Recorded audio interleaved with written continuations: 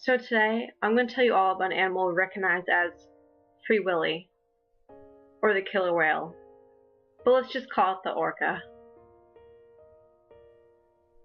Female orcas typically mature about 6 to 10 years of age. On the other hand, it takes males a little longer. Usually it takes them about 10 to 13 years. When it's time to mate, the females go into heat several times throughout the year. It starts in winter and ends in early spring. While mating, they begin by tenderness and playing. That tenderness and playing usually starts to turn into soft, gentle rubs. Slowly, it gets a little harder until, well, they finally get into the act of mating. Orcas carry their babies a lot longer than humans. While a typical human only carries hers for about 9 months, an orca has a 16 to 17-month gestation period. After that, live birth is given to the young through the months of October and March. There are a lot of interesting things about the bodies of baby orcas. First of all, it's amazing that right after they're born, they can immediately swim beside their mother. The dorsal fin and tail of baby orcas are very flexible.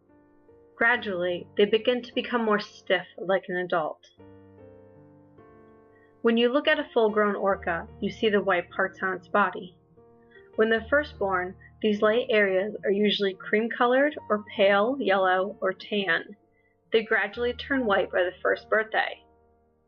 The overall orca's body plan, this includes both babies and adults, includes eye spot, ear, dorsal fin, saddle, fluke, which is also known as a caudal fin, pectoral flippers, an eye, and a rostrum. Of course, they also have mouths.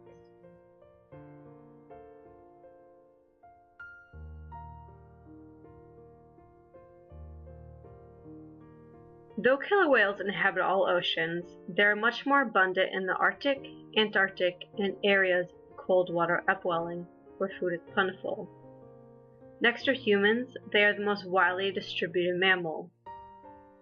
They are found in coastal waters where they primarily inhabit the continental shelf and waters less than 656 feet deep. They're found in both warm and cold waters and also have been found in freshwater rivers around the world such as the Rhine, the Thames, the Elbe, and the Columbia River. In cold water areas, their distribution is limited by seasonal packed ice.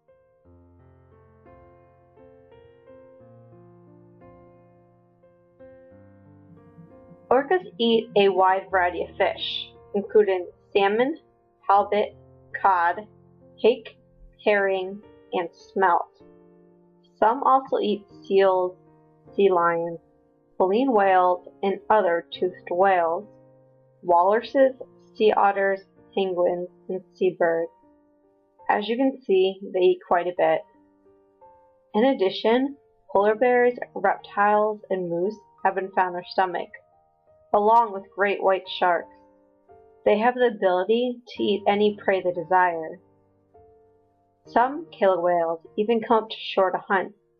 Usually, with this approach, they go for seal pups because the adult seals are too dangerous to hunt on shore. Many times, killer whales will hunt in pods. When they do this, there's a technique they use called wave wash. This is when they have an animal, like a seal, on a piece of ice. As a group, they make waves form in hopes not to break the ice, but to wash the seal off. Sometimes they do this a few times before it's successful.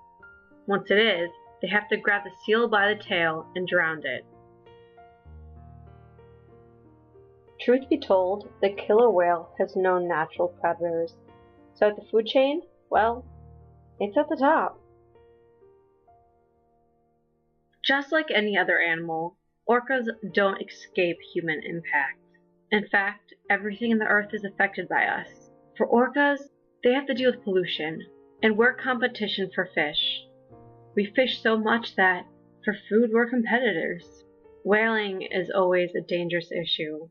Sometimes fins, blubber, and other body parts can be worth quite a lot in other countries. Fishermen sometimes even blame whales for destruction and will go ahead and shoot them. Some of the best ways we can protect orcas and to make sure they survive is by getting involved in stopping whaling. Better fishing regulations should also be encouraged so they don't get entangled in nets and die. If you're interested in protecting orcas, you can do your part. Visit greenpeace.org today. Spend all your time waiting for that second chance, for a break that would make it okay. There's always some reason to feel not good enough, and it's hard